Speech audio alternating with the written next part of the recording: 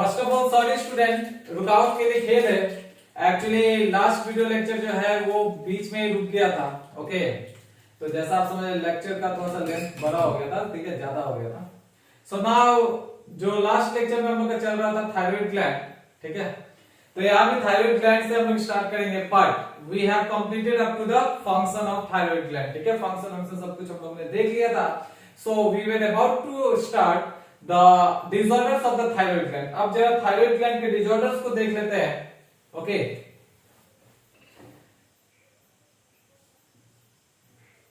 Thyroid hormonal disorders और thyroid hormone disorder.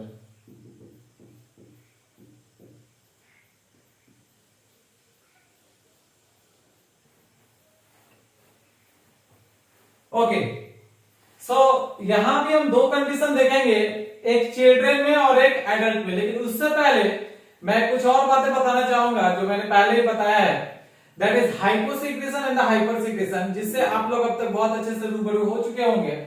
Hyposecretion का मैंने बताया था क्या होता है, लो सिक्रेशन ऑफ हार्मोन। अगर हमारे बॉडी में कोई भी हार्मोन अगर कम सिक्रेट हो रहा है और इसके वजह से क्या हो रहा है कि डिसऑर्डर कॉज हो रहा है, तो हम इसे क्या कहेंगे, due to hyposecretion of hormones we are suffering from some disorder. या फिर अगर ज्यादा हो गया सिक्रेशन तो हम क्या कहेंगे, इसे हाइपरसिक्रेशन का नाम देंगे। इसके बारे में मैंने पिट्यूटरी ग्लैंड में भी बताया था। Okay, so let's start with the hyposecretion first. Means जब हमारे बॉडी में थायराइड हार्मोन का सिक्रेशन कम होगा तो क्या कॉजेस होंगे, ठीक है। सो this is hypo secretion. Okay, so hyposecretion of thyroid gland is also known as hypothyroidism. इसे हाइपोथायरॉयडिज्म के नाम से भी जाना जाता है। Okay, so first of all we look at the consequences और causes in case of children. Children's में अगर थायराइड हार्मोन का कमी हो गया तो फिर क्या होता है, ठीक है। तो सबसे पहला जो डिसऑर्डर है जो मैं आप लोगों को बताने वाला हूं उसे क्रेटिनिज्म कहते हैं, ठीक है। क्या कहेंगे इसे, क्रेटिनिज्म। और जिस चिल्ड्रन में ये क्रेटिनिज्म पाया जाता है उसे क्रेटिन कहते हैं। चिल्ड्रंस आर कॉल्ड, क्या कहेंगे उसे, क्रेटिन, CRETIN। ओके, ये क्रेटिन हो गया। क्रेटिनिज्म जिस चिल्ड्रन में मिलेगा उसे क्या कहेंगे, क्रेटिन कहेंगे। अब ये देखते हैं ये होता किन बच्चों में, ठीक है। तो एक्चुअली में क्या होता है कि प्रेगनेंसी के दौरान, इन प्रेगनेंसी, ये बहुत इंटरेस्टिंग है तो ध्यान से पढ़िएगा। In pregnancy, there will be defective development and maturation of growing baby, ठीक है। थायराइड की कमी से क्या होता है, प्रेग्नेंट वीमेन में जो बेबी डेवलप होता है उसका ग्रोथ या डेवलपमेंट में असर पड़ता है, ठीक है। तो उन्हीं बच्चों का आगे चल के जब बर्थ होगा, बर्थ होने के बाद भी उन लोगों का जो डेवलपमेंट होगा वो अच्छे से नहीं होगा, ठीक है। तो उन्हीं बच्चों को क्या कहा जा रहा है, क्रेटिन कहा जा रहा है। डिसऑर्डर क्या है, क्रेटिनिज्म। ओके, तो इसे सेंटेंस के फॉर्म में लिख देता हूं, आप लोग अच्छे से समझ पाओगे। In pregnancy defective development and maturation of what you can से ग्रोइंग बेबी, जो बेबी ग्रो कर रहा है। ओके, समझ में आया बात। तो क्या होता है कि प्रेगनेंसी के दौरान या आयोडीन का कमी नहीं होना चाहिए। अगर आयोडीन का कमी हुआ तो फिर थायराइड हार्मोन का फॉर्मेशन कम होगा और जिसके वजह से जो चिल्ड्रन या बेबी वहां पे ग्रो कर रहा है, जो चाइल्ड वहां पे ग्रो कर रहा है, डेवलप हो रहा है, उसका डेवलपमेंट क्या होगा, इल फॉर्म्ड होगा, ठीक है। Defective development and maturation of growing baby. Okay, now what are the characteristics of this creatine, that is the cretinism caused child. Then अगर कैरेक्टर का बात किया तो सबसे पहला तो हो जाएगा कि मेंटली रिटार्डेड होगा, बिकॉज डेवलपमेंट उसका क्या हो रहा है, डिफेक्टिव डेवलपमेंट है, so that child will be mentally defective. तो मेंटली डिफेक्टिव मतलब मेंटली रिटार्डेड बोले तो और ज्यादा बेटर वर्ड है, रिटार्डेड, वेल डेवलप्ड नहीं होगा उसका मेंटल एबिलिटी, ठीक है। अब दूसरा बोलेंगे तो लो इंटेलिजेंस, इंटेलिजेंस कोसेंट उसका लो होगा,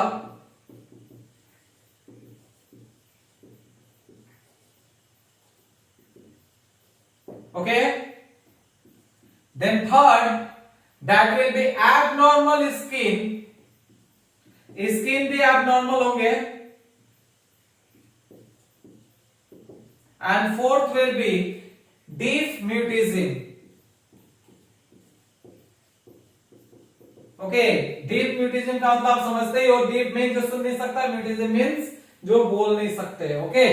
सो ये हो गया डीप म्यूटिज्म के बारे में। नाउ ये जो लास्ट कैरेक्टर था, तो एक फिर से देख लेते हैं। जो सबसे पहला केस मैंने बताया है हाइपोसिक्रेशन की वजह से, हाइपोसिक्रेशन और थायराइड हार्मोन के बारे में बता रहा हूं, तो सबसे पहला केस क्या है, क्रेटिनिज्म के बारे में बता रहा था। ये क्रेटिनिज्म किसमें होता है, चिल्ड्रन में, और जिस चिल्ड्रन में पाया जाता है उस चिल्ड्रन को क्या कहेंगे, क्रेटिन कहेंगे। एक्चुअली होता कब है, during pregnancy, that is during embryonic development. जब एम्ब्रायनिक डेवलपमेंट होता है, जब एम्ब्रायो का डेवलपमेंट होता है, अगर उस समय मदर्स बॉडी में आयोडीन का डेफिशिएंसी हुआ, ठीक है, उसको आयोडीन ठीक से नहीं मिल रहा है, अप्रोप्रिएट अमाउंट में नहीं मिल रहा है, तो फिर क्या होता है, जो बेबी अंदर में डेवलप कर रहा है उसका डेवलपमेंट डिफेक्टिव हो जाएगा, ठीक है, मैच्योरेशन भी डिफेक्टिव हो जाएगा। और किससे कैरेक्टराइज होते हैं, मेंटली डिफेक्टिव और mentally retarded, low intelligence quotient, abnormal skin and deep mutism. So this is about the cretinism. Now we are going to study about the adult. ये चिल्ड्रन में हुआ, अब एडल्ट में क्या होगा, ठीक है।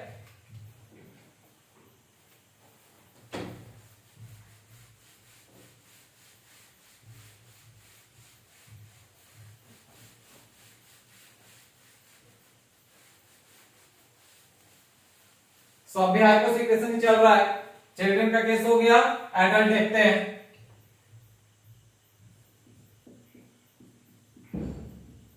एडल्ट, सो एडल्ट में जो सबसे पहला केस हम स्टडी करने वाले हैं, इट इज मेक्सिडेमा।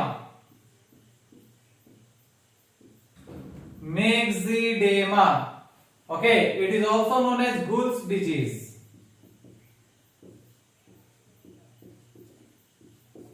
ठीक है।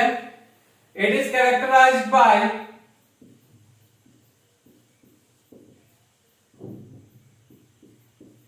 इसमें कैसे कैरेक्टराइज होगा, तो सबसे पहला आ जाता है गुल्स डिजीज में बीएमआर जो होगा, बेसल मेटाबॉलिक रेट, वो कम हो जाएगा, लो बीएमआर, एंड अगर ब्लड प्रेशर का बात करें तो वो भी डिक्रीज हो जाएगा, ठीक है। तो ये तो हो गया मेन 2 पॉइंट जो नीट में पूछा जाता है। बीएमआर क्या होगा, बेसल मेटाबॉलिक रेट लो हो गया, बीपी भी लो हो गया, okay. Apart from that what will happen, body temperature will also decrease, ठीक है। सो यहां पे बॉडी टेम्परेचर के बारे में मैं लिख देता हूं, body temperature will also decrease, ठीक है। तो बीएमआर, बीपी एंड बीटी, ये तीनों का तीनों गिर जाएगा। नेक्स्ट कैसे कैरेक्टराइज होगा, सिम्टम्स क्या क्या दिखेंगे, falling of hair, hair fall होगा, okay. Next loose and swollen skin, skin loose हो जाएगा और स्वेल भी करेगा। Then third will be deposition of adipose fat, adipose fat का deposition in tissues,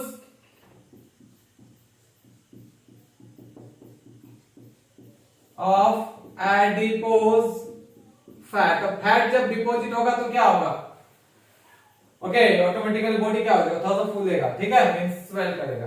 next genital defect, genital defect होगा, genital you know the sex organ, that is अगर लिखे loss of sexual power तो गलत नहीं है, loss of sexual power. Okay, so look at here, this thyroid is how much important. Okay, ये thyroid कितना जरूरी है हमारे बॉडी के लिए. ओके, तो सबसे पहला कंडीशन जो मैं दिखा रहा हूँ, सबसे पहला जो हम लोग ने डिजीज देखा एडल्ट में, वो क्या, मिक्सिडेमा. अच्छे से आप लोग जरा सा देख लीजिएगा, इससे क्वेश्चन पूछा जाता है. मिक्सिडेमा का अनदर नेम क्या है, गुन्स डिजीज. कैरेक्टराइज्ड बाय बोला तो बीएमआर लो हो जाएगा, बीपी लो हो जाएगा, बीटीबी लो हो जाएगा. ठीक है, उसके बाद क्या बोल रहा है, हेयर फॉल का प्रॉब्लम होगा, लूज स्किन क्या करेगा, स्वेल हो जाएगा, deposition of adipose fat, body थोड़ा सा स्वेल करेगा, जेनेटल डिफेक्ट होगा, loss of sexual power. Okay, now the second disorder which are generally seen in adult. ठीक है, ये आमतौर पे देखा जाता है एडल्ट में, जिसे सिंपल गॉइटर कहते हैं या एंडेमिक गॉइटर भी कहते हैं. ठीक है,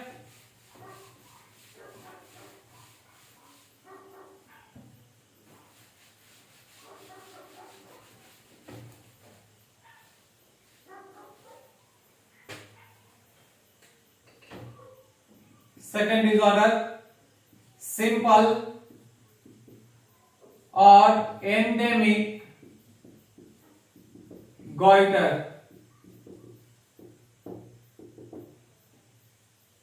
गॉइटर मींस नेक रीजन थोड़ा स्वेल कर जाएगा. ठीक है, नेक में स्वेलिंग. आप लोगों ने ऐड देखा होगा. ठीक है, जब सॉल्ट का ऐड देता था पहले, ये नेशनल टीवी में भी आता था, इन बिटवीन न्यूज ब्रेक. ठीक है, हमने तो देखा था टीवी में, दिखाते थे वहां पे. ठीक है, बुरी और दिखाते थे कि वहां पे यहाँ पे फूला हुआ रहता है. ठीक है, स्वेलिंग यहाँ पे फूल जाता है, घेंगा जिसे बोलते हैं. ओके, निकला हुआ नेक रीजन में. ओके, तो सिंपल और एंडेमिक गॉइटर आजकल ऐसा चल रहा है, कोरोना काल जिसको बोल रहे हैं. ठीक है, मींस कोरोना का टाइम है, तो पैंडेमिक क्या है, पैंडेमिक बोल रहा मतलब क्या है, वर्ल्ड वाइड हो रहा है, इसलिए पैंडेमिक कहा जा रहा है. ठीक है, लेकिन यहाँ पे क्या लिखा है, एंडेमिक. एंडेमिक बोला जा रहा मतलब जैसे किसी पार्टिकुलर एरिया में, ठीक है, या किसी पार्टिकुलर ग्रुप ऑफ पीपल में ये देखा जाता है. ठीक है, मतलब एरिया हो गया, ये पार्टिकुलर ग्रुप हो गया. ओके, जैसे कहीं हिली एरिया हो गया, northern hilly areas and all, जहां पे पानी या सॉइल में आयोडीन का कमी है, तो आयोडीन का अगर कमी है पानी में, तो वही पानी अगर लोग पी रहे हैं तो फिर क्या होगा, आयोडीन का डिफिशियंसी तो होगा ना. ओके, ना या फिर सॉइल में कमी है तो कहां, फूड से भी आयोडीन नहीं मिल पाएगा. Okay, now simple endemic goitre, जैसा मैंने अभी भी बोला, तो क्या क्या लिखेंगे, सबसे पहला पॉइंट इसका, it occurs due to the deficiency of which element is important for thyroid gland, it is iodine. तो हो गया, it occurs due to deficiency of iodine. Okay, hence thyroxine production will what happen, decrease. Okay, hence thyroxine production will decrease. Okay, next इसे endemic goitre कह रहे हैं. चलिए उसमें हम बाद में आएंगे, मैंने अभी बताया भी आप लोग को एंडेमिक के बारे में, लिखवा दूंगा थोड़ा सा. नेक्स्ट अगर हम बोले, it is characterized by what. अब इसमें भी क्या होगा, characteristic, characterized by low BMR, यहां भी बीएमआर लो होगा, बीपी का बात करें तो वो भी लो होगा. ओके, बॉडी टेम्परेचर भी लो होगा, और आयोडीन तो बोला है कि लो होगा. ठीक है, तो ये चार कंडीशन हो गए एक साथ.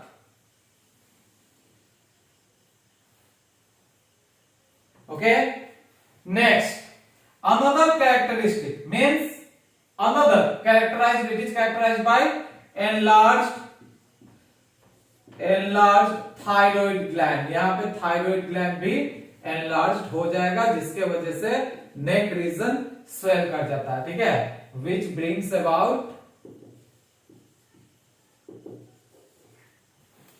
about swelling in the neck region. Okay, so ये तो इसका कैरेक्टरिस्टिक हुआ, सिंपल या एंडेमिक गॉइटर का कैरेक्टरिस्टिक. पहला क्या बोला, डेफिशिएंसी ऑफ आयोडीन की वजह से, जिसके वजह से क्या होगा, थायरॉक्सिन प्रोडक्शन कम होगा. फिर क्या बोला, बीएमआर लो है, बीपी लो हो जाएगा, बीटीबी लो हो जाएगा. BT means body temperature, iodine तो कम हो ही रहा है. ठीक है, then enlarge thyroid gland enlarge हो गया, जिसकी वजह से नेक रीजन स्वेल कर जाएगा। ओके, अब जरा सा एक बार फिर से देख लेते हैं एंडेमिक गोइटर इसे क्यों कह रहे हैं। ठीक है, जैसा मैंने कहा कि पार्टिकुलर एरिया या पार्टिकुलर ग्रुप के पीपल को अफेक्ट करता है, तो ये ग्रुप में ही अफेक्ट हो रहा है। जैसे मान लीजिए एक ग्रुप में या एक एरिया में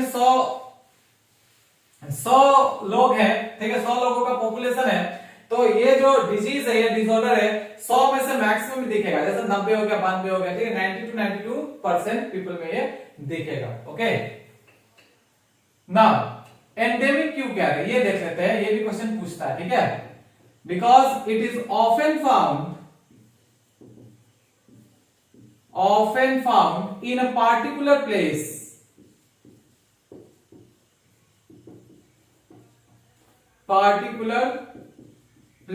और particular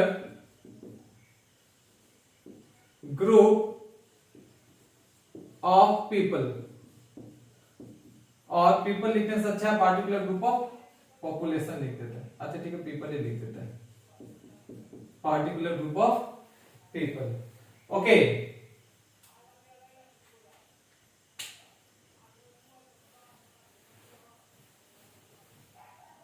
तो आई थिंक ये समझ में आ रहा होगा सिंपल गोइटर के बारे में। बेसिकली नॉर्दर्न हिली एरियाज में आयोडीन का कॉन्सेंट्रेशन कम पाया जाता है। The northern hilly area, okay, वहां पे आयोडीन का डेफिशिएंसी होता है, तो ये जो सिंपल गोइटर है बेसिकली वहां पे ज्यादा मिलता है। ठीक है, नाउ द थर्ड डिसऑर्डर, तो पहला हमने देखा था मिक्सिडेमा के बारे में, दूसरा देखा सिंपल या एंडेमिक गोइटर के बारे में due to hyposecretion of thyroid hormone, that is the thyroxine. इसलिए आयोडीन का कमी नहीं होना चाहिए, नमक में एग्जैक्ट आयोडीन मिलना चाहिए। आजकल कई सारे ब्रांड आ चुके हैं मार्केट में, आजकल तो इंडिया में ये थोड़ा कम पाया जाता है। ठीक है,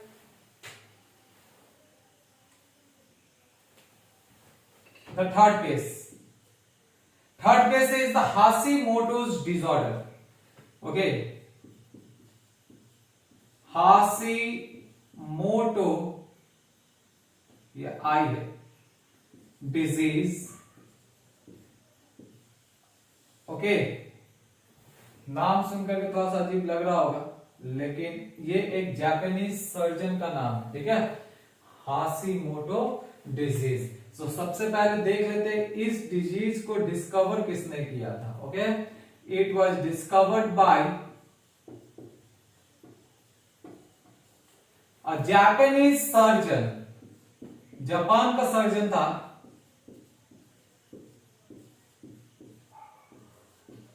whose name was Hakaru Hashimoto.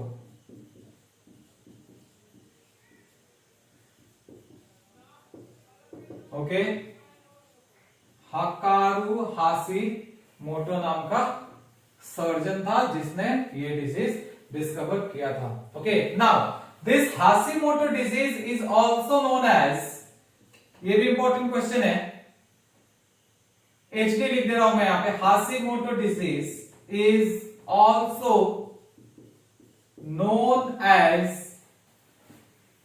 Suicide of thyroid gland.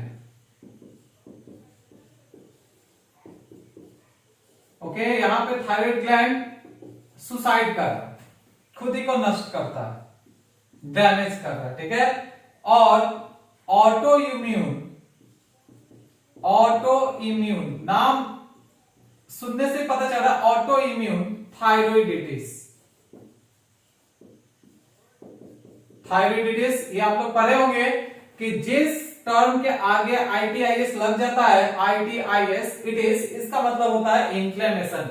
सो यहां पे क्या हो रहा है, ये थायराइड ग्लैंड जो प्रोटीन सिंथेसाइज कर रहा है वही प्रोटीन सेंसिटाइज कर रहा है उसे। ठीक है, मींस द ग्लोबुलिन प्रोटीन जो सिंथेसाइज कर रहा है वही प्रोटीन थायराइड ग्लैंड को क्या कर रहा है, सेंसिटाइज कर रहा है, जिसके वजह से वहां पे इन्फ्लेमेशन हो रहा है। ठीक है, सो हमने अब तक क्या क्या देखा, हाशिमोटो डिजीज किसने डिस्कवर किया, हकारू हाशिमोटो, कहां का सर्जन था, जापान का, इसका और नाम क्या क्या है? सुसाइड ऑफ थायराइड ग्लैंड या फिर auto immune thyroid disease. Okay, now this Hashimoto disease is very rare.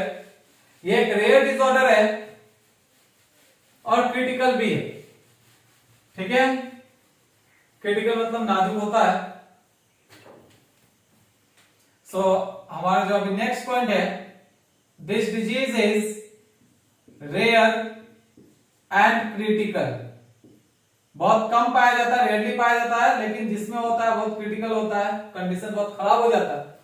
Critical auto immune disease, rare, critical, auto immune, इसका मतलब होता है सेल्फ इम्यून। ठीक है, auto immune disease which may lead to death, which may lead to death of thyroid gland। Okay, यहां पे thyroid gland का death को रिजल्ट करता है। ओके, जिसको मैंने क्या कहा, सुसाइड ऑफ थायराइड ग्लैंड भी कहते हैं। ओके, so autoimmune thyroiditis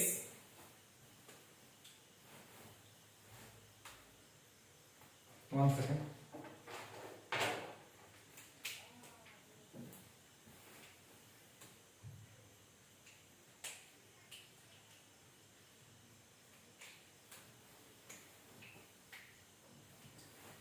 कैसे हो रहा है ये मैं दिखाना चाह रहा हूं। जैसे अभी अभी मैंने क्या बनाया, थायराइड ग्लैंड बनाया था। थायराइड ग्लैंड मैंने कैसे बनाया था, यहाँ पे ये लैरिंक्स हो गया और यहां बनाया था मैंने ट्रैकिया। ठीक है, और बीच में इन बिटवीन मैंने थायराइड ग्लैंड बनाया था। ओके, बाइलोइड ग्लैंड है कनेक्टेड बाय इस्थमस। अब क्या है, ये एक प्रोटीन सिंथेसाइज करेगा।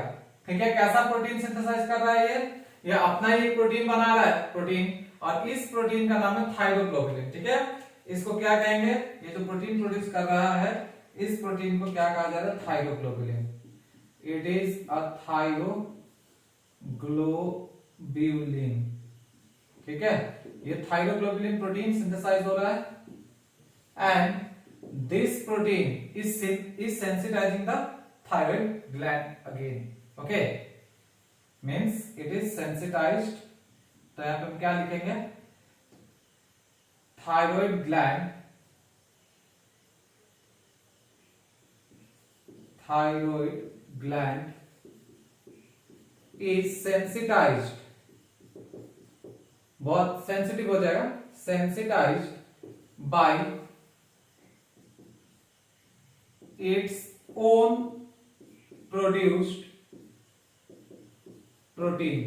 ओके, ये जो प्रोटीन प्रोड्यूस कर रहा है उसी के खिलाफ सेंसिटिव हो जाता है।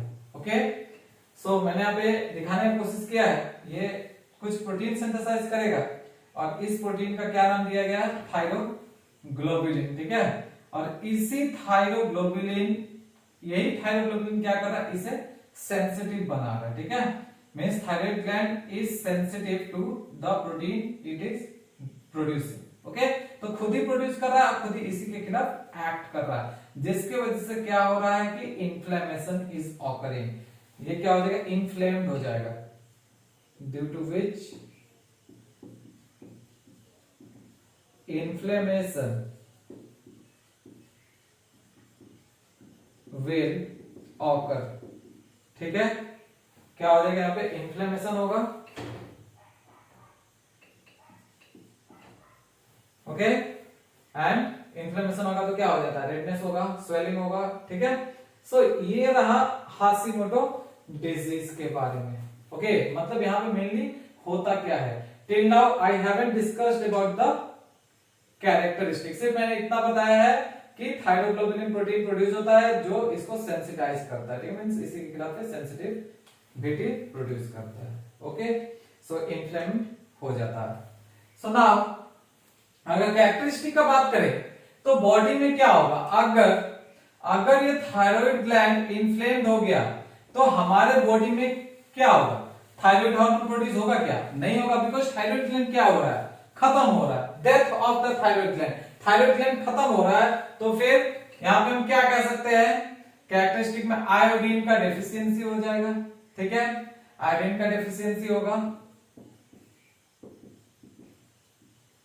डेफिशिएंसी हो रहा है, एंड एट्रोफी, एट्रोफी मतलब खत्म होना, थोड़ा सा घुल मतलब ये मतलब क्या कहते हैं उसको, मींस ब्रेक होना, ठीक है, एट्रोफी, और भी यूज कर सकते हैं degeneration of thyroid gland.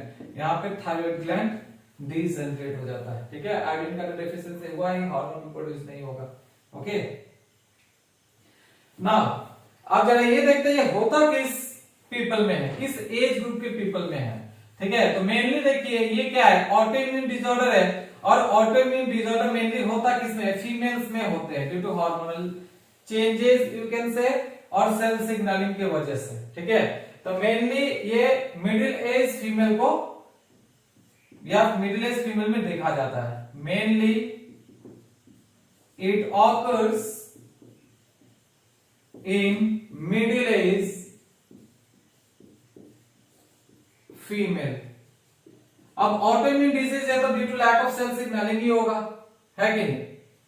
Cell signalling मतलब एक दूसरे से जो सेल कम्युनिकेट करते हैं। Okay, so these are all about the hyposecretion of thyroid hormone, ठीक है। हाइपोथायराइडिज्म के बारे में हमने यहाँ पे कंप्लीट किया। पहला डिसऑर्डर हमने देखा था चिल्ड्रन में, जिसे क्या कहते हैं? क्रेटिनिज्म, ठीक है। दूसरा देख रहे हैं हम एडल्ट में, एडल्ट में हमने 3 केसेस को स्टडी किया।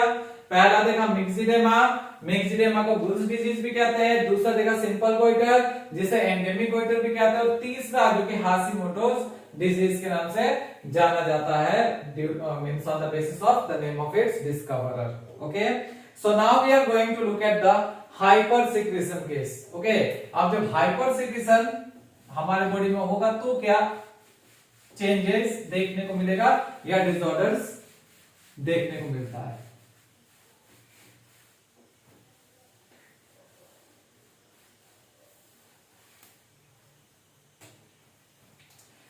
सो हाइपर सिक्रेशन से उतना लंबा लंबा डिसऑर्डर नहीं है, ठीक है, शॉर्ट है।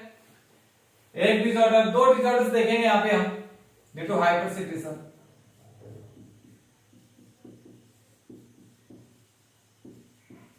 सो जैसे हाइपोसिक्रेशन को क्या कहा था?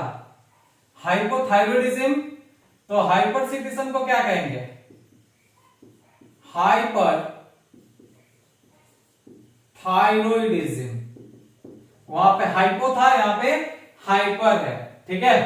And the main disorder which are generally seen in peoples is exophthalmic goitre. ये भी गोइटर है, वो भी गोइटर था, वो सिंपल था, ये एक्सोप्थैल्मिक है। याद रखिएगा, simple goitre due to low secretion, that is hyposecretion, and exophthalmic goiter due to hypersecretion. Okay, that is hyperthyroidism. This exophthalmic goiter is also known as Basidos disease.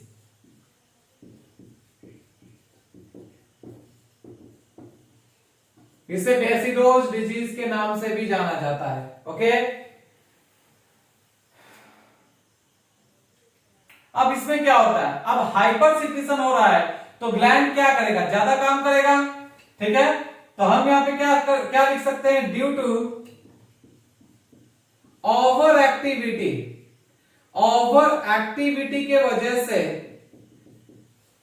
Okay, due to over activity of gland क्या होता है? वहां पे swelling हो जाएगा। It produces swelling.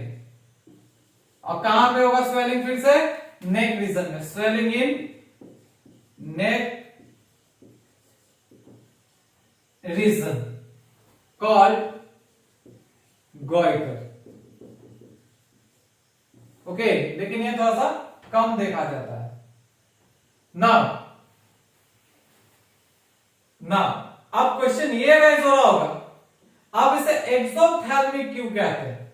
वहां पे endemic था, तो एंडेमिक के बारे में मैंने बताया।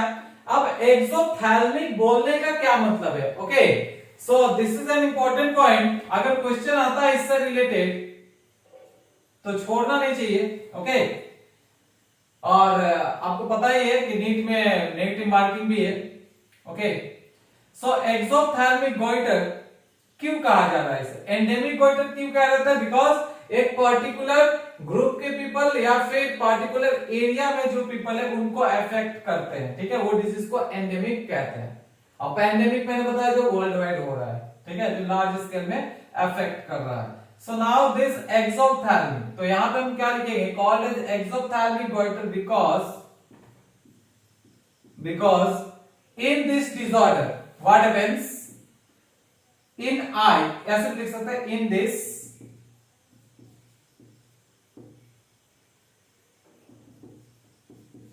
the eye appears as if they will come out of socket। ऐसा लगेगा आंख जो है थोड़ा बल्जिंग होगा बाहर की तरफ, ठीक है, ऐसा लगेगा कि आंख अभी ही बाहर निकल जाएगा। ओके, तो इसलिए इसे एक्सोथैल्मिक कहते हैं, ठीक है, जिसको बल्जिंग आइज भी कह सकते हैं, बल्जिंग आई।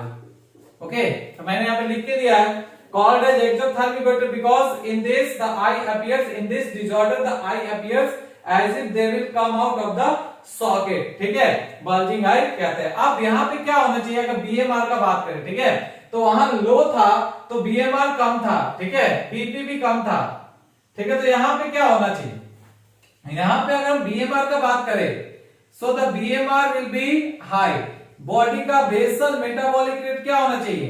हाई होना चाहिए, ठीक है, लेकिन यहां पे वेट लॉस देखने को मिलता है। It is important.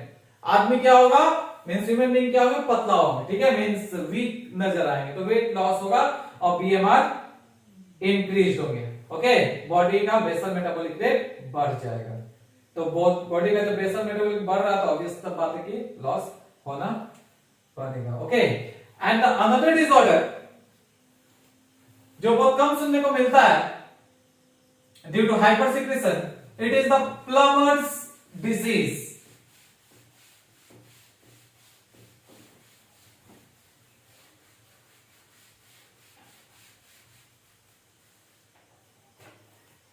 सो दूसरा डिसऑर्डर प्लमर्स।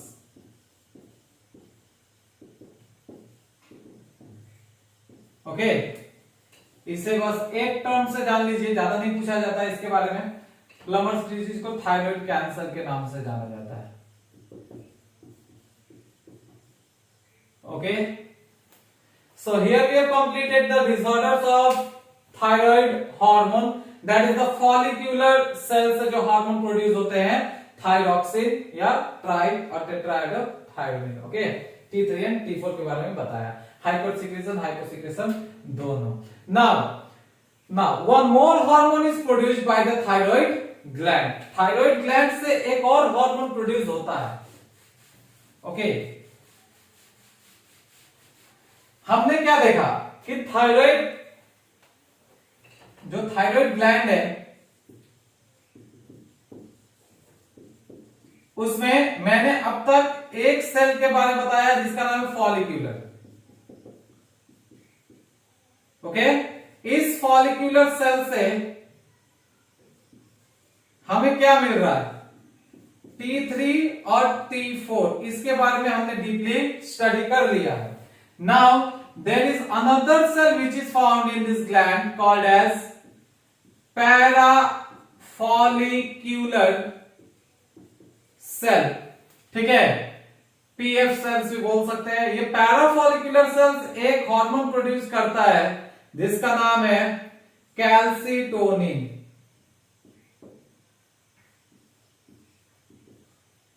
ओके, इसे कैल्सिटोनिन के नाम से जाना जाता है या थायोकैल्सिटोनिन के नाम से भी जाना जाता है ना। ये दोनों क्या है? आयोडीनेटेड फॉर्म, ये तो आयोडीनेटेड हो गया, लेकिन ये जो कैल्सिटोनिन है यह थायरोकैल्सिटोनिन है, टीसीटी के नाम से इसे जाना जाता है थायरोकैल्सिटोनिन। ये नॉन आयोडीनेटेड फॉर्म है, ये भी क्वेश्चन पूछा हुआ है, नॉन आयोडीनेटेड फॉर्म। तो डिफरेंस जैसा देखिए यहाँ पे, follicular cells, parafollicular cells. Follicular क्या प्रोड्यूस कर, T3 T4 एंड पैराफॉलिकुलर क्या प्रोड्यूस कर रहा है, कैल्सिटोनिन, थायरोकैल्सिटोनिन बोल रहे हैं उसे। और ये नॉन आयोडीनेटेड फॉर्म है, और इससे पहले वाला जो दो देखा हमने ये आयोडीनेटेड फॉर्म है, ठीक है। अब इसका अगर फंक्शन का बात करें तो ये क्या करता है, रेगुलेशन ऑफ कैल्शियम आयन, ये कैल्शियम आयन को रेगुलेट करता है। Calcium ion in blood, blood में कैल्शियम आयन को मेंटेन करके ये चलता है। Okay, this is the main role of this calcitonin. And one another important point is that it works in coordination with that of what, another hormone called as parathormone, ठीक है। ये जो calcitonin है, हम आगे आगे जिक्र करेंगे इसका। ये जो कैल्सिटोनिन है, ये पैराथॉर्मोन, जो parathyroid hormone produce means parathyroid gland produce करता है, पैराथॉर्मोन से कोऑर्डिनेट करके रोल प्ले करता है, ठीक है। But both are antagonistic in action, या एंटागोनिस्टिक हार्मोन, ठीक है। अगर हमारे बॉडी में कैल्सिटोनिन ज्यादा है तो पैराथॉर्मोन को कम होना पड़ेगा, अगर पैराथॉर्मोन ज्यादा है तो फिर कैल्सिटोनिन को कम होना पड़ेगा। Okay, so now we are going to discuss this things.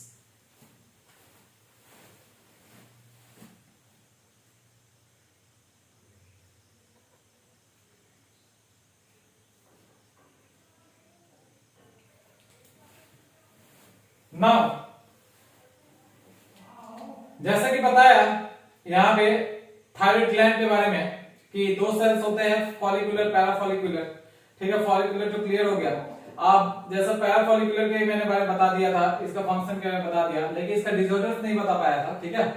Disorders का अगर बात करते हैं, देन अगर कैल्सिटोनिन हमारे बॉडी में कम है, ठीक है, तो क्या होगा, कैल्शियम का लेवल भी बॉडी में कम होगा, ठीक है। तो ये क्या करेगा, ऑस्टियोपोरोसिस करवाएगा। जरा इसे समझते हैं एक बार।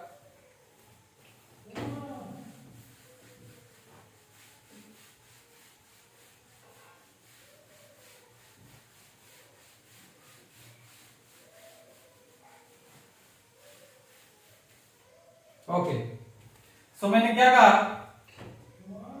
जैसे ये ब्लड वेसल है, ओके, और ये रहा बोन। जरा इसे ध्यान से समझिएगा, फिर से पढ़ाना होगा, ठीक है।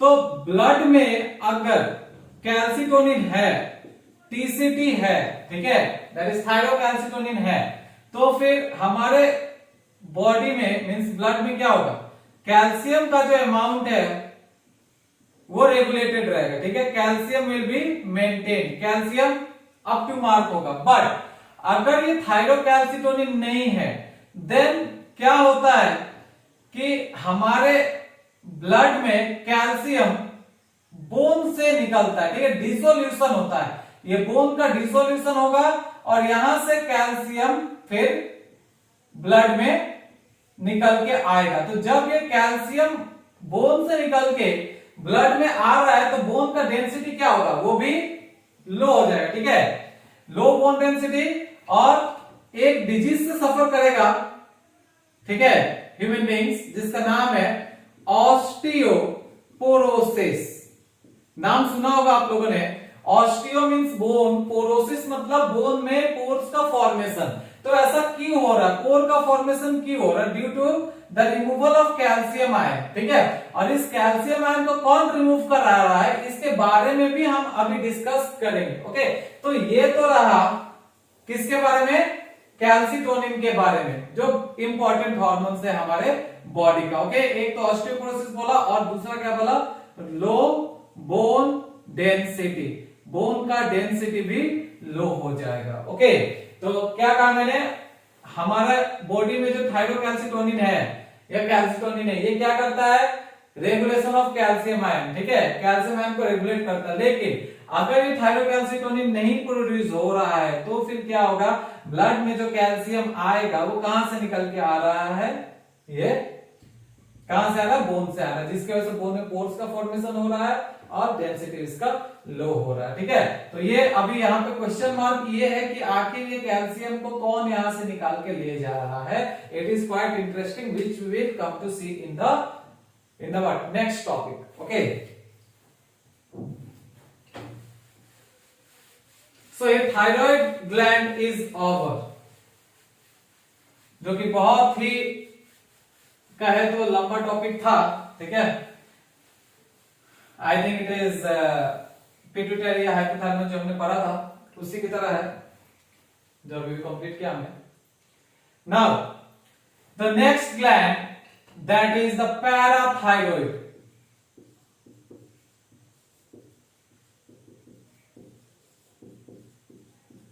ओके, पैराथायरॉइड ग्लैंड, तो ये भी थायराइड है लेकिन पैराथायरॉइड है। ठीक है, और ज्यादा टाइम वेस्ट नहीं करते, इसका डायरेक्टली लोकेशन पे जाते हैं, क्योंकि आज का वीडियो भी बहुत लंबा वीडियो बन चुका है, अभी 2 पार्ट में हो चुका है, एक तो बीच में ब्रेक हो गया था। Okay, it is a continuous lecture. Now अगर पैराथायरॉइड ग्लैंड का बात कर रहे हैं, सो इट इज प्रेजेंट, ये कहां पे पाया जाएगा? It is present on the dorsal side.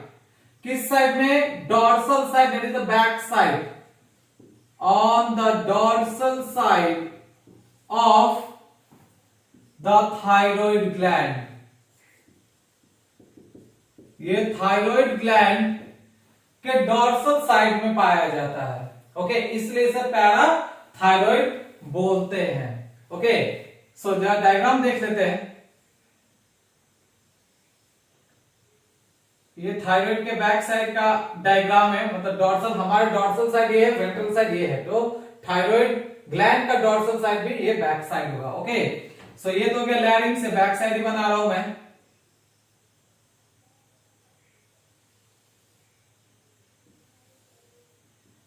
और ये ट्रैकिया हो गया,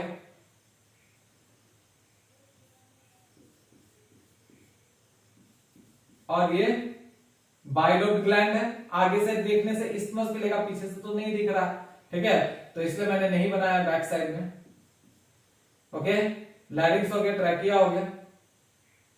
नाउ अब यहां पे हमें ईच लोब में 2 स्मॉल राउंड बॉडीज टाइप मिलेंगे। ठीक है, सॉलिड बॉडीज मिलेंगे, राउंड सॉलिड बॉडीज, 2 इधर 2 इधर। ठीक है, तो चार हमें पैराथायरॉइड ग्लैंड मिल रहे हैं। ठीक है, तो ये क्या है? Parathyroid gland. ओके, तो ये रहा पैराथायरॉइड ग्लैंड, 2 इधर और 2 उधर। So how many number? 4 in number. ठीक है, तो हम क्या लिख सकते हैं यहां पे? पैराथायरॉइड ग्लैंड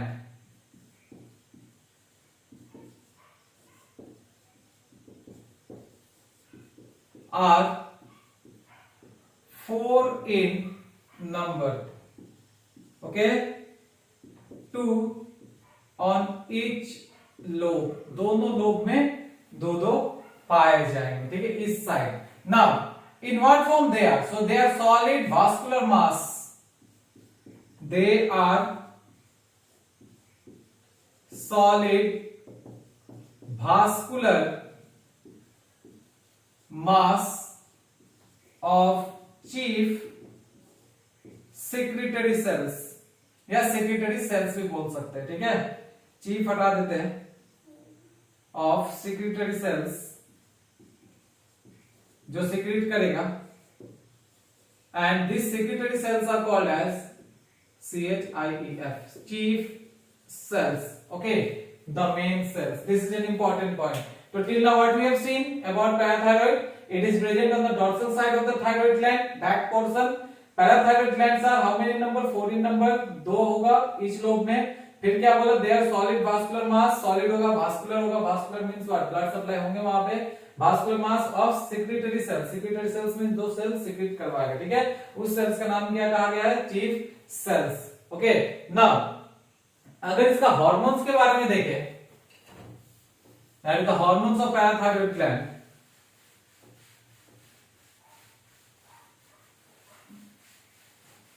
so parathyroid नाम में तो हार्मोन क्या कहलाएगा? Parathormone.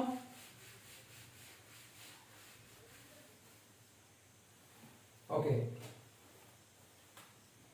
Now the hormone,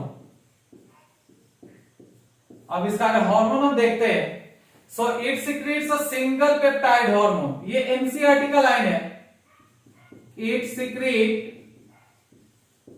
a single peptide hormone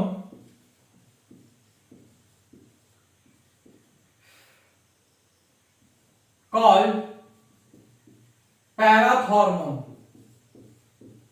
parathormone और पैराथायरॉइड हार्मोन।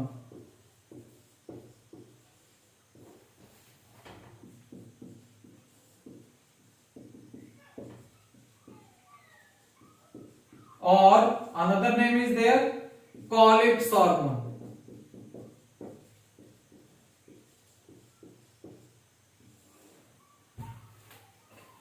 ओके, सो तीन तीन नाम है इसका हार्मोन का। पेप्टाइड हार्मोन ही है, पेप्टाइड है मतलब क्या हो गया, प्रोटीन हार्मोन ही है। ओके, ऑलरेडी मैंने इसका बताया हुआ पेप्टाइड हार्मोन के बारे में आप लोगों को। तो पैराथॉर्मोन, पैराथायरॉइड हार्मोन या कॉलिप्स हार्मोन बोलिए, ये एक ही है जो पैराथायरॉइड ग्लैंड सिक्रेट कर रहा है। ओके, नाउ अब इसका जो सिक्रीशन है ये भी किसी का फीडबैक के ऊपर डिपेंड कर रहा है, तो फीडबैक कंट्रोल के ऊपर ये डिपेंड करता है, ठीक है। ऑपरेटेड बाय व्हाट, तो कैल्शियम आयन। अभी भी हमने कैल्शियम आयन का जिक्र किया था, किसके साथ, थायरोकैल्सिटोनिन के साथ, that is the calcitonin produced by the parafollicular cells of the thyroid gland, ठीक है। और मैंने कहा था कि इसी से रिलेटेड इसमें भी आएगा, ठीक है, because both the hormones are antagonistic, they will act oppositely to each other, okay, that is calcitonin and the parathormone.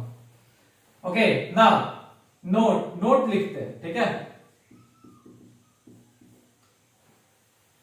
अब इसका जो सिक्रीशन है वो किसके ऊपर डिपेंड कर रहा है, ठीक है, that is the secretion of parathormone is dependent on what? Secretion of parathormone is dependent on or is under the control of, is under the feedback control of calcium ion, ठीक है, feedback control operated by the calcium level, operated by the calcium level in the blood stream। हमारे blood stream में calcium का level कितना है उसके ऊपर इसका सिक्रीशन डिपेंड कर रहा है, ठीक है। लेकिन कौन सा ब्लड स्ट्रीम, जो ब्लड स्ट्रीम पैराथायरॉइड ग्लैंड से होके गुजर रहा है, ठीक है, blood stream passing through the parathyroid gland, okay, so this is one of the important point जिसे समझना बहुत जरूरी है। तो इसे हम थोड़ा डायग्रामेटिकली समझते हैं। so let's draw the blood vessel first। so blood vessel अगर रेड कलर से बनाए तो ज्यादा अच्छा लगता है, ठीक है, खून का रंग भी लाल है, कहते हैं red in colour due to RBC. सो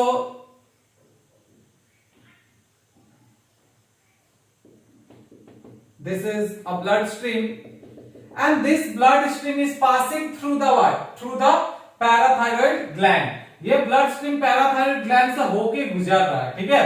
और अगर इस ब्लड स्ट्रीम में कैल्शियम का लेवल, अगर इस ब्लड स्ट्रीम में कैल्शियम का लेवल कम होगा, ठीक है, तो फिर क्या होगा, there will be a secretion of, okay, what, parathormone,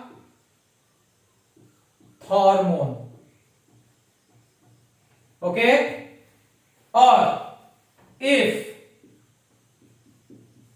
the calcium level in blood is maintained या हाई है, तो फिर क्या होगा, no secretion of यहां पे किसी भी प्रकार का कोई सिक्रेशन नहीं होगा, नो सिक्रेशन ऑफ पैराथॉर्मोन।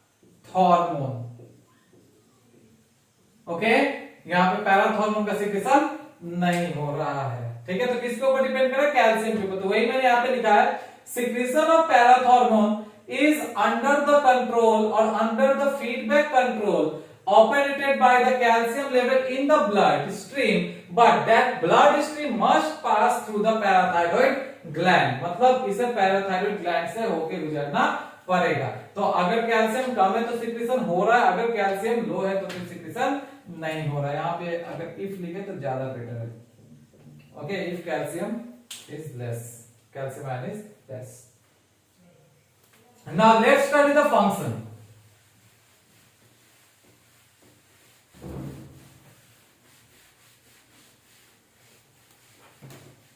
जरा सा एक बार देख लेते हैं चल रहा है कि नहीं वीडियो। काफी मेहनत लग रहा है इसमें एक्चुअली, और अगर रिकॉर्ड नहीं हुआ तो फिर दिक्कत हो जाएगा। तो रिकॉर्डिंग हो रहा है, सो कोई दिक्कत नहीं है। Now the function.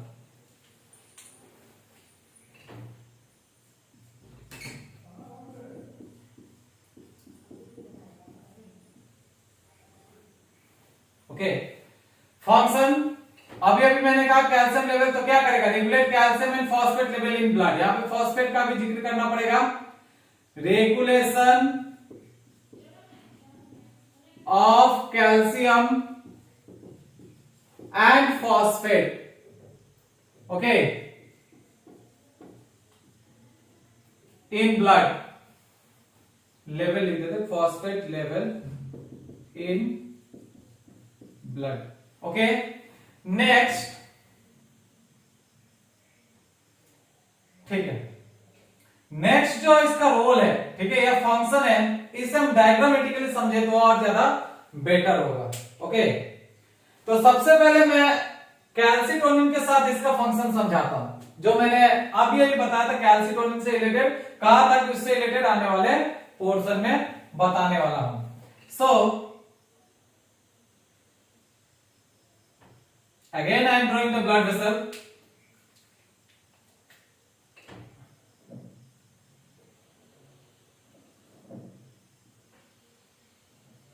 okay, this is the blood vessel and here I am drawing the bone। यहां पे बोन बना देते हैं।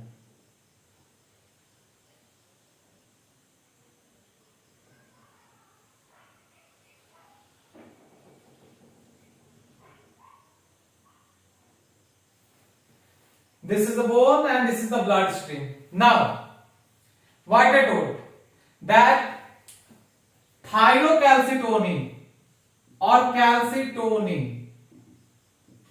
and parathormone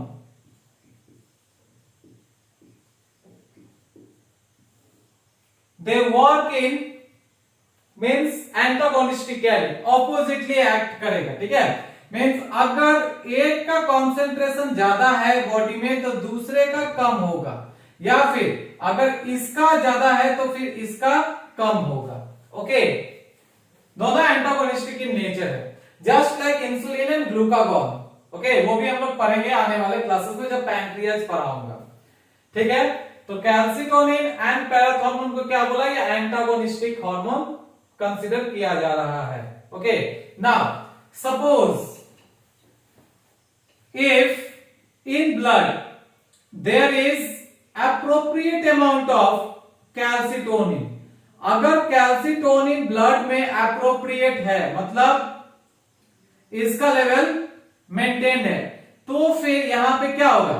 कैल्शियम का भी लेवल मेंटेन रहेगा। ठीक है, कैल्शियम भी यहां पे मेंटेन रहेगा, किसी भी प्रकार का कोई दिक्कत नहीं है। ओके, बट अगर हमारे बॉडी में मींस अगर हमारे ब्लड में कैल्सिटोनिन रिलीज नहीं हो रहा है, ठीक है, या फिर कैल्शियम आयन का कमी है, ऐसे समझते हैं कि अगर हमारे बॉडी में कैल्शियम आयन का कमी है तो फिर कैल्सिटोनिन रिलीज होता है, और ये कैल्सिटोनिन क्या कर रहा है? कैल्शियम आयन को मेंटेन कर रहा है। ठीक है, ये कैल्सिटोनिन भला काम कर रहा है। ठीक है, मतलब हमारे बॉडी में अगर कैल्शियम आयन का कमी है कैल्शियम आयन कम हो रहा है ब्लड में, तो फिर कैल्सिटोनिन रिलीज हो रहा है, तो मेंटेन करके रख रहा है। किसको मेंटेन कर रहा है? फिर से मैं यहाँ पे लिख दे रहा हूं, कैल्शियम आयन मेंटेन कर रहा है। ठीक है, ओके। बट अब इसे दूसरी तरह से समझते हैं। अब क्या है कि now if what happens the calcitonin, अब क्या है कि अगर ये कैल्सिटोनिन हमारे बॉडी में प्रोड्यूस नहीं हो रहा है, ठीक है, now calcitonin is not produced, अब कैल्सिटोनिन फॉर्म नहीं हो रहा है, नो कैल्सिटोनिन, ओके, तब ये कैल्शियम आयन कैसे मेंटेन होगा? Then how this calcium ion will be maintain, okay, ये कैल्शियम आयन कैसे मेंटेन होगा? अभी थोड़ी देर पहले मैंने बोला था ये जो कैल्शियम आयन जो मेंटेन हो रहा, कैसे हो रहा है? बोन से कैल्शियम का डिसोल्यूशन हो रहा है, ठीक है, बोन से कैल्शियम आयन यहाँ पे निकल रहा है, ठीक है, यहां से कैल्शियम आयन विड्रॉ हो रहा है, okay, calcium ion is coming from bone to the blood vessels. Now when it is coming from the bone to the blood vessels, then someone is responsible for this, यहां पे कोई ना कोई तो responsible होगा जो विड्रॉ करा रहा है, और वो जो विड्रॉ करा रहा है उसका नाम क्या? Parathormone, okay. सो ये था एक छुपा रुस्तम। यहाँ पे जब कैल्सिटोनिन काम नहीं कर रहा है, ठीक है, तो फिर क्या होगा? ये पैराथॉर्मोन का हमारे बॉडी में फॉर्मेशन होगा, ठीक है। मैंने अभी बोला कि कैल्सिटोनिन है तो पैराथॉर्मोन का जरूरत नहीं है, लेकिन अगर कैल्सिटोनिन नहीं है तो फिर ये काम कौन करवाएगा? हमारे ब्लड में कैल्शियम का लेवल मेंटेन कौन कराएगा? उसका नाम है पैराथॉर्मोन, ठीक है। So now this parathormone will be released and this parathormone will act on the act on the bone, and from there the calcium ion will be what? Dissolved or dissolution भी करते हैं, dissolution of calcium from the bone, जिसके वजह से क्या होगा? यहाँ पे पोर्स का फॉर्मेशन होगा, और जो इंसान होगा वो किससे सफर करेगा? ऑस्टियोपोरोसिस से। Understood now? तो ये जो मैं लास्ट लेक्चर नहीं, जो लास्ट पॉइंट में पढ़ा रहा था, या कैल्सिटोनिन के बारे में जब बताया तो वहां ही बताया था मैंने कि कैल्सिटोनिन का क्या काम है? कैल्शियम लेवल को मेंटेन रखना। लेकिन अगर कैल्सिटोनिन नहीं है तो फिर ब्लड में कैल्शियम लेवल कैसे मेंटेन हो रहा है? तो वो कौन मेंटेन कर रहा है? पैराथॉर्मोन मेंटेन कर रहा है। कैसे मेंटेन कर रहा है? डिफरेंट वे से मेंटेन कर रहा है। मैंने एक एग्जांपल लिया बोन का, बोन से कैल्शियम आयन को डिसोल्यूट कर रहा है और ब्लड में मेंटेन करवा रहा है, ठीक है, ओके। तो अगर ये आप लोग को अच्छे से समझ में आया होगा, जिन बच्चों को काइंडली कमेंट बॉक्स में लिख करके दीजिएगा, ठीक है। अगर नहीं आया होगा तो फिर से बताइएगा, मैं फिर से इसके बारे में डिस्कस करूंगा, okay. Now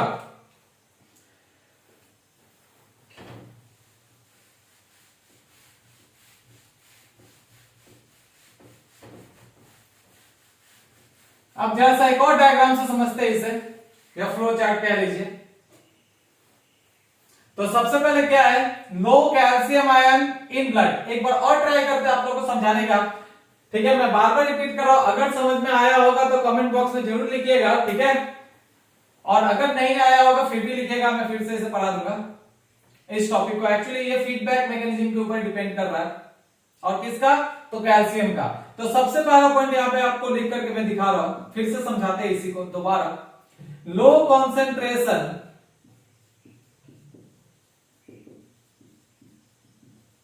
of calcium in blood. तो सबसे पहले क्या है कि ब्लड में कैल्शियम आयन का कॉन्सेंट्रेशन कम है। अब क्यों कम है? आप लोगों को भी पता है क्यों। तो कैल्सिटोनिन का रिलीज नहीं हो रहा, कैल्सिटोनिन नहीं आ रहा, या हम जो खा रहे हैं उससे कैल्शियम हमको नहीं मिल रहा। डाइटरी इफेक्ट भी हो सकता है, ठीक है, किसी भी कारण से हो सकता है, लेकिन हम इसे हार्मोनल के नजर से देख रहे हैं। कैल्सिटोनिन का फॉर्मेशन नहीं हो रहा क्योंकि कैल्सिटोनिन का क्या काम था? कैल्शियम लेवल को ब्लड में मेंटेन रखना, ठीक है। Now what happens here? Then there will be a release of what? अब तो याद आ रहा होगा आप लोग को, तो रिकॉल भी कीजिएगा खुद से। Release of parathormone, okay. अब यहां पे पैराथॉर्मोन का रिलीज हुआ। Parathormone means the thyroid parathyroid hormone, ठीक है। Now this parathormone will act on, अब ये किसके ऊपर एक्ट कर रहा है? तो सबसे पहले मैं बोन बता रहा हूं, बिकॉज अभी मैंने बोन के बारे में आप लोगों को पढ़ाया था। ओके, तो ये हो गया bone, acts on bone. Okay, और वहां से क्या करेगा? इफ्लक्स ऑफ, इफ्लक्स मतलब बाहर निकलना, इफ्लक्स ऑफ कैल्शियम आयन, वहां से कैल्शियम आयन को बाहर निकालेगा, calcium ion from bone. Okay,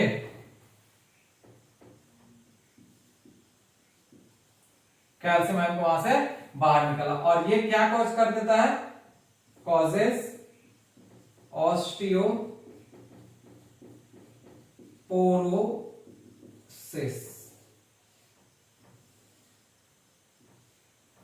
ठीक है। सो इसी का मैं जिक्र कर रहा हूं, इससे पहले वाला जो पार्ट में पढ़ा उससे आप कोरिलेट करके देख सकते हैं। क्या कह रहा है? पैराथॉर्मोन रिलीज होगा, कब रिलीज होगा? जब कैल्शियम आयन ब्लड में कम हो रहा है। तो किस पे एक्ट कर रहा है पैराथॉर्मोन? बोन के ऊपर, वहां से कैल्शियम को विड्रॉ करके कहां भेजेगा? ब्लड वेसल्स में। ओके, ब्लड में विड्रॉ करा रहा है, और जिसकी वजह से क्या हो रहा है? बोन में पोर्स का फॉर्मेशन होगा, इसको ऑस्टियोपोरोसिस के नाम से भी जानते हैं, ठीक है। अब नेक्स्ट ये क्या करता है? It also acts on kidney, kidney के भी ऊपर काम कर रहा है। अब किडनी जानते हैं हम कि बीन शेप का होता है, और ये रहा यूरेटर, ठीक है, ये यूरिन। तो यहां से भी क्या करेगा? यूरिन से भी कैल्शियम आयन को ये विड्रॉ करेगा, ठीक है। तो यहां पे क्या होगा? Decreased loss of calcium ion in urine, तो यूरिन में भी कैल्शियम आयन कम रिलीज होगा, ठीक है। तो यहां तो सबसे पहले हमने दिखाया कि ये क्या कर रहा है? बोन से निकाल रहा है। दूसरा तरीका क्या दिखाया?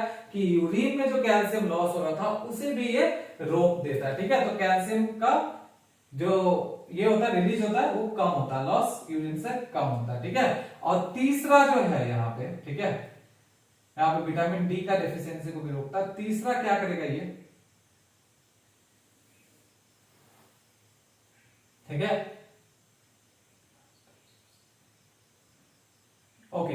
Enhanced absorption of calcium ion from the intestine, ये इंटेस्टाइन से भी,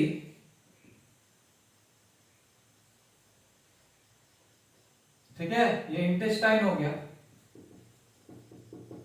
इंटेस्टाइन से भी क्या करता है? एनहांस्ड एब्जॉर्प्शन कराता है, ठीक है। तो यहां पे हम क्या लिख सकते हैं? Enhanced absorption of calcium ion from what? intestine, intestine से भी कैल्शियम आयन का एब्जॉर्प्शन करवा रहा है। तो ये तीन तरीके से ये पैराथॉर्मोन काम कर रहा है, जो अल्टीमेटली क्या कर रहा है? Increase concentration of calcium ion in blood, blood में कैल्शियम आयन का कॉन्सेंट्रेशन को बढ़ा रहा है, ठीक है। सो हम क्या लिख सकते हैं? increases the concentration of calcium ion in blood.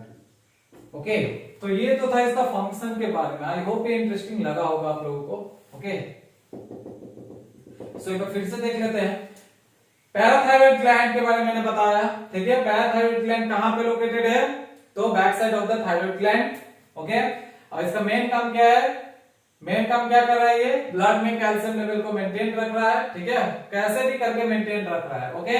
लेकिन कब? When there is no secretion of calcitonin, ठीक है।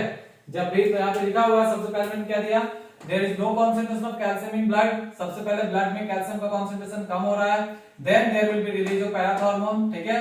जब तक लो नहीं होगा तब तक ये रिलीज नहीं होगा, बिकॉज कैल्शियम आयन स्टिमुलस का काम कर रहा है यहाँ पे, ठीक है। यहां हम कह सकते हैं फीडबैक मैकेनिज्म में हेल्प कर रहा है। अगर कैल्शियम आयन कम है तो पैराथॉर्मोन रिलीज हो रहा है, कैल्शियम आयन ज्यादा है तो पैराथॉर्मोन रिलीज होने का कोई जरूरत नहीं है, ठीक है। Then this parathormone will act on bone, और बोन से वहां पे कैल्शियम आयन का इफ्लक्स करवा रहा है जो ऑस्टियोपोरोसिस कॉज कर सकता है, ठीक है। लेकिन ब्लड में कैल्शियम आयन को मेंटेन वो रख रहा है।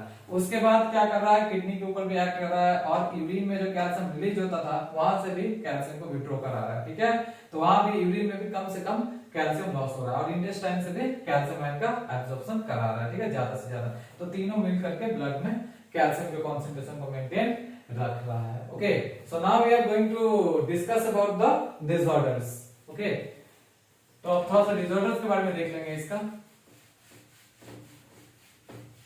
Now we are about to complete today's lecture. आज हम पैराथायरॉइड ग्लैंड तक ही देखेंगे, ठीक है। नेक्स्ट लेक्चर में हम थाइमस, एड्रिनल ग्लैंड और जो रिमेनिंग पोर्शन है वो कर लेंगे। ओके, तो एक और लेक्चर लगेगा करीब 1 घंटे का या 1 से 1.5 घंटे का। ओके,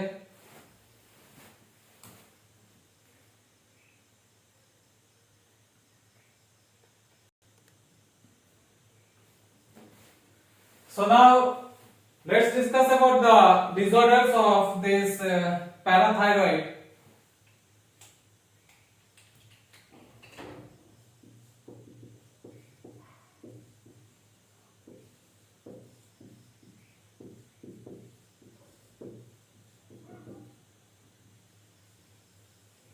सो यहाँ भी दो कंडीशन होंगे, एक हाइपो और एक हाइपर, दैट इज हाइपोसिक्रेशन और हाइपर सिक्रेशन। तो सबसे पहले हम हाइपोसिक्रेशन का देख लेते हैं।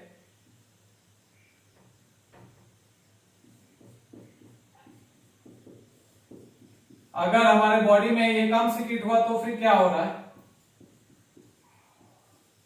सो ऑब्वियस सा बात है, अगर ये हमारे बॉडी में कम सिक्रेट होगा तो फिर क्या होगा? Decreased amount of calcium, calcium हमारे बॉडी में कम होगा, ठीक है। तो हम क्या लिखेंगे यहाँ पे? Decreased amount of calcium in the ECF. ECF लिखा तो ज्यादा सही है, that is extra cellular fluid. Okay, अब आप लोगों को पता होना चाहिए एक्स्ट्रा सेल्यूलर फ्लूइड हम किसे कहते हैं। ओके, सो अगर आप चाहे तो इसका एग्जांपल हमें कमेंट बॉक्स में लिख करके दे सकते हैं, व्हाट इज दिस ईसीएफ, तो हमें भी पता चलेगा आप लोग कितना समझ रहे हैं, ठीक है। व्हाट इज दिस ईसीएफ, तो ये एक प्रकार का होमवर्क भी समझ लीजिए। ईसीएफ का फुल फॉर्म मैंने बता दिया, एक्स्ट्रा सेल्यूलर फ्लूइड, ठीक है, एक्स्ट्रा सेल्यूलर फ्लूइड, ठीक है। एंड दूसरा क्या करेगा ये कि अगर कैल्शियम डिक्रीज हो रहा है, ठीक है, decreased amount of calcium in ECF, then और क्या क्या बढ़ेगा? मैंने क्या लिखा था कि कैल्शियम और फॉस्फेट को मेंटेन करना, तो कैल्शियम अगर घट गया है तो फिर यहाँ पे क्या? फॉस्फेट ज्यादा होगा। तो जब फॉस्फेट ज्यादा होगा, PO4 में 3 माइनस होते हैं, तो जब फॉस्फेट ज्यादा होगा तो उस कंडीशन को हम क्या कहेंगे? Hyper phosphatemia, phosphatemia. Okay, this will be the condition. यहाँ पे कैल्शियम तो कम हो रहा है लेकिन फॉस्फेट ज्यादा हो रहा है, ठीक है। तो फॉस्फेट ज्यादा पाया जा रहा है तो इस कंडीशन को क्या बोल रहा है? हाइपर फॉस्फेटेमिया। ओके, सेकेंड, तो फिर हाइपोसिक्रेशन में जो मैंने बताया यहाँ पे decreased amount of calcium in blood, तो हम इसे क्या कह सकते हैं? तो इस कंडीशन को हम कह सकते हैं हाइपो, और you can say yes hypocalcemia. Okay, तो ये कंडीशन हो जाएगा decreased amount of calcium in blood और ईसीएफ, हाइपो कैल्सेमिया और कैल्केमिया। ओके, कैल्सेमिया और calcaemia, but increased amount of phosphate तो हाइपर फॉस्फेटेमिया। तो यहाँ पे दो कंडीशन आ रहे हैं, ठीक है। पहला हाइपोकैल्सेमिया, याद रखिएगा, मैं बार बार रिपीट कर रहा हूं, hypocalcaemia due to decreased amount of calcium in ECF, and hyperphosphatemia due to increased amount of phosphate. Okay, and the next condition is, ये तो पहला हो गया, ये पहला कंडीशन हो गया, हाइपोकैल्सेमिया बोलिए या हाइपरफॉस्फेटेमिया बोलिए। दूसरा हो जाएगा टेटनी, TETANY, टेटनी। ओके, अभी टेटनी का मतलब क्या होता है? आप लोग सुने होंगे इस टर्म को, टेटनी मसल्स में होता है क्रैम्पिंग या फिर कन्वर्जेंस। तो हम यहाँ पे लिखते हैं इसका meaning convergence and cramping. Cramping नाम सुना होगा आप लोगों ने, एथलीट्स में होते हैं, ठीक है, एथलीट लोग क्रैम्प करते हुए देखते हैं। आप भी अगर ज्यादा कुछ खेल कूद कर लो, ठीक है, तो वहां भी क्या होता है, अचानक से ऐठन हो जाते हैं पैर में, ठीक है, मसल्स में। तो क्या लिखेंगे हम, convergence and cramping in involuntary muscles. Involuntary muscles में क्रैम्पिंग होना, ठीक है, समझ में आ रहा है। क्रैम्पिंग का मतलब तो समझ गए, क्रैम्प होना, ओके। और कन्वर्जेंस का एग्जैक्ट मीनिंग क्या है, तो वो मैं आप लोग को लिख करके देता हूं यहां पे, आप लोग भी लिख लेना अपने नोट्स में। कन्वर्जेंस का एग्जैक्ट मीनिंग हो जाएगा sudden violent movement in the body, okay, sudden violent, सोचिए कितना खतरनाक होता है, violent movement in the body which we cannot control, जो हमारे कंट्रोल में नहीं होता, क्योंकि कहां हो रहा है कन्वर्जेंस या क्रैम्पिंग, कहां हो रहा है, इनवॉल्यूंटरी मसल्स में हो रहा है। तो इनवॉल्यूंटरी मसल्स जो है हमारे कंट्रोल में नहीं होता है, ठीक है। अचानक से आप देखोगे सोते सोते कभी कभार क्या हो जाता है कि पैरों वाले मसल से वो, ठीक है, लगता है किसने ट्विस्ट कर दिया, ओके। नाउ एक बार फिर से इसे देख लेते हैं। हाइपोसिक्रेशन में, हाइपोसिक्रेशन में मैंने दो कंडीशन बताया है, एक बताया है कैल्शियम आयन का डिक्रीज, मतलब डिक्रीज लेवल, और दूसरा बोल रहा था टेटनी के बारे में। तो यहाँ पहला वाला देख लेते हैं, पहला क्या बोला, हाइपोकैल्सेमिया, ठीक है। अगर हाइपोकैल्सेमिया है तो कैल्शियम लेवल कम है एक्स्ट्रा सेलुलर फ्लूइड में, और जिसके वजह से फॉस्फेट का अमाउंट बढ़ जाता है, जैसे हाइपरफॉस्फेटेमिया भी कहते हैं, ठीक है। तो अगर कैल्शियम कम है, फॉस्फेट यहाँ पे ज्यादा दिखाया जा रहा है। नेक्स्ट टेटनी बोल रहा है, tetani means what, convergence and cramping, कहां पे, इनवॉलंटरी मसल्स में। अब क्रैम्पिंग मींस सबको पता है, और क्रैम्प कन्वर्जेंस का मीनिंग मैंने यहाँ पे लिख दिया है। कन्वर्जेंस क्या है, it is sudden violent movement in the body which we cannot control, okay। so now let's see what happens in hypersecretion। जब ज्यादा सीक्रेट होता है तब क्या होता है, ये तो कम होता है तब की बात बताया गया।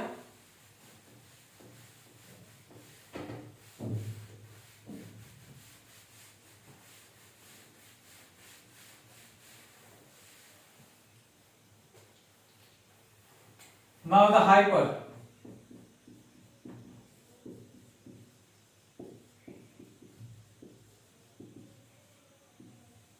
Hyper secretion, okay. सो हाइपो में क्या था, हाइपोकैल्सेमिया, हाइपर में क्या होगा, हाइपर कैल्सेमिया, ओके। तो सबसे पहला हम देख लेते हैं हाइपर कैल्सेमिया और कैल्कीमिया, ओके। तो यहां पे क्या हो जाएगा, सिमिलरली टू दैट ऑफ मतलब हाइपो वन, हाइपो में जो बताया था मैंने कि कम होता, तो यहाँ पे कैल्शियम का अमाउंट ज्यादा हो जाएगा। अब जब कैल्शियम का अमाउंट ज्यादा हो जाएगा कहां पे, इन ECF, तो फिर क्या होगा, फॉस्फेट का अमाउंट कम हो जाएगा, ठीक है, ठीक है, फॉस्फेट विल बी लेस। तो यहां पे हम क्या लिखेंगे, हाइपोफॉस्फेटेमिया,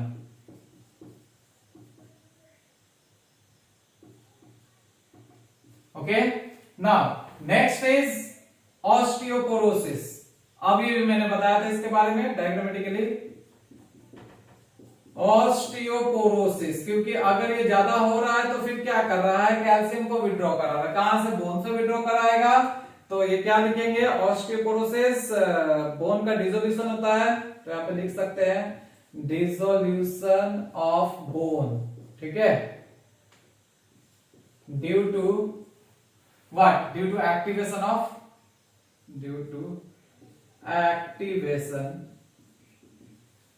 ऑफ ऑस्टियोक्लास्टिक, ऑस्टियोक्लास्टिक मतलब डिसोल्यूशन ही होता है, osteoclastic activity of bone cell, okay, ठीक है। ऑस्टियोक्लास्टिक एक्टिविटी का मतलब बताया मैंने, डिसोल्यूशन, ठीक है। अच्छा चलिए इसके बाद एक और लाइन में लिख देता हूं, osteoclastic activity, break down of bone, ठीक है, ब्रेक डाउन ऑफ बोन, ठीक है, आपको बोन का ब्रेक डाउन होना। Okay, so this is all about the hypersecretion. Hypersecretion में क्या हो रहा है, हाइपरकैल्सियमिया, कैल्शियम का ज्यादा हो रहा, ठीक है, कहां पे, एक्स्ट्रासेलुलर फ्लूइड में, जिसकी वजह से फॉस्फेट भी कम हो रहा है, हाइपोफॉस्फेट है, just opposite to that of hypo one. Hypo में क्या होता है, कैल्शियम कम होता है, फॉस्फेट ज्यादा, हाइपो में क्या हो रहा है, कैल्शियम ज्यादा तो फॉस्फेट कम। And then second is osteoporosis. Osteoporosis में क्या हो रहा है, बोन का डिसोसिएशन हो रहा है, क्यों हो रहा है, due to osteoblastic activity of the bone cells, ठीक है। ऑस्टियोब्लास्टिक एक्टिविटी का मतलब क्या होता है, ब्रेकडाउन ऑफ बोन, ठीक है। सो this is all about the parathyroid gland. यहाँ पे हमने पैराथायरॉइड ग्लैंड को कंप्लीट किया, ठीक है, और इस लेक्चर में हमने थायराइड ग्लैंड, पैराथायरॉइड ग्लैंड के बारे में अच्छे से जिक्र किया है। आई होप सबको समझ में आया होगा, ठीक है। Thank you everyone.